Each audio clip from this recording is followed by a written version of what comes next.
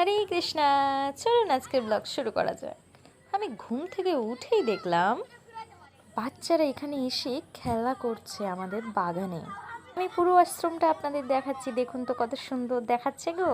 কিন্তু একটা আওয়াজে কান ঝালাপালা করে দিচ্ছে। এই যে হচ্ছে সেই মেশিন। আগে ট্রাক্টর মেশিন আর এখন এই মেশিনটা। আধুনিক প্রযুক্তি কত এগিয়ে, দেখুন কত তাড়াতাড়ি হাল হয়ে যায়, যাতে মানুষ চাষ করতে পারে খুব তাড়াতাড়ি। তো আমি তো এখানে বসে বসেছিলাম, আমার তো বেশ ভালোই লাগে।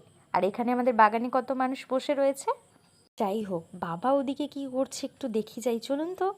আমি নতুন সাঁকোর উপরে উঠে গিয়ে দেখলাম যে বাবা ঘাস কাটিং করছে। বাবাকে তো তোলা যাবে না, বাবা তো নিষেধ করেছে, তাই মেশিনটাই আমি দেখাচ্ছি। আমাদের ঘাস কাটা মেশিনটা দেখুন আপনারা। এখানে একজন ভাইও রয়েছে যে ঘাসগুলো পরিষ্কার করছে। চলুন তো আপনাদের একটা গাছ দেখাবো, যে গাছটা আমিও কিন্তু নাম জানি না যদিও, কিন্তু দেখে মনে হচ্ছে পুরো, দেখুন আমাদের চুলে যেমন করে বিনুনি করি আমরা, ঠিক সেই রকম। এই যে অঞ্জনাকে বলছিলাম এই গাছটার নাম জানিস, আমি তো আসলে জানি না, কিন্তু বিনুনির মতো দেখতে, তাই বিনুনি গাছই বলা যায়। যাই হোক, গাছটা কত সুন্দর দেখাচ্ছে দেখুন তো। দাও, আমাকে দাও। ই মা, এটা কি?